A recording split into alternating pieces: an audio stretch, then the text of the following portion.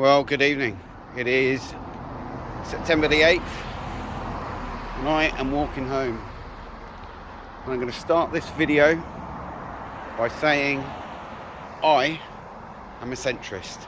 I don't lean to the left and I don't lean to the right. And this is a video about September the 13th and those that are leading the march. So I've seen a post from my friend Lee, who is Veritas Vincit, and he's quite awesome, does some great memes, and I suggest you subscribe to his channel. He put a post up saying about what the possible 3 outcomes are for the 13th and who he doesn't actually trust. And I would be in full agreement with him, because I do happen to know the ideologies of the people, or the person actually that is TR, Mr. Robinson, who kind of portrays himself to be some sort of English patriot and who is actually a supporter of Israel and a how am I going to say, Zulu Indigo Oscar Nist. Yeah, he is a Zulu Indigo Oscar Nist. We've got to be very careful about what we say here on this platform because of AI algorithms. Now, if you know who runs the world, then you will know that the banks actually run the world via debt slavery and the creation of fake money known as IOUs. That's why on the UK currency it says I promise to pay the bearer on the sum on demand the sum of. It's an IOU. It's a promissory note, and it is worth nothing. Okay, it is absolutely worth nothing. Anyway, I divulge even, should I say. So, if you are going to the September the 13th rally, I would think again, because there is going to be one of 3 events. It's either going to go really peacefully, police will allow everything to go, as kind of people planned, or there will be a incident probably involving a backpack or some kind of a suitcase or some kind of I don't really want to say the word, but you know what I'm talking about when I'm talking about backpacks, things that might go TikTok, right? And then or the third scenario, and this is also a very interesting scenario, and that is that the police will use hired tactics and agent provocateurs in order to send to the protest to justify, who will be actors, by the way, to justify basically causing a disturbance. By the way, the last 2 of those options will lead to the media having a frenzy and essentially calling for a digital ID, and what will follow from that will be a CBDC and a social credit system very similar to the Chinese system. So the first one is probably actually quite unlikely to happen. So going back to the original thing, being that Robinson and his ideology is openly supporting a foreign nation and its ideology, a nation that has been allowed to get away with absolute murder, and some would say Gen O side.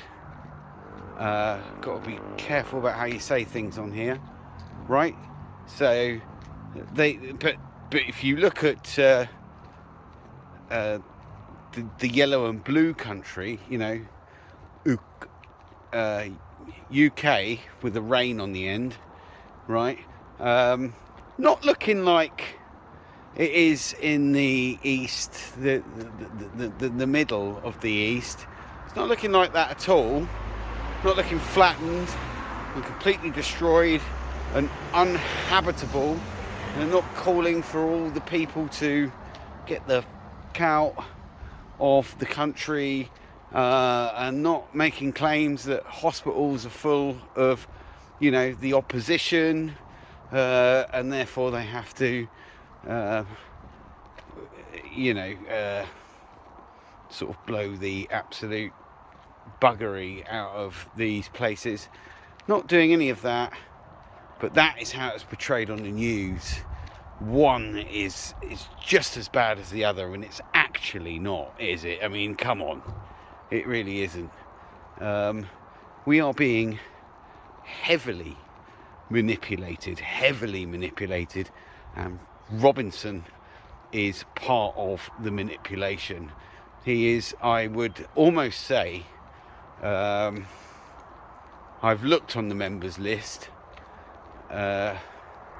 He's probably a member, but he's not listed as, one of the members of the Foxtrot Alpha Bean, Foxtrot Alpha Bean Society.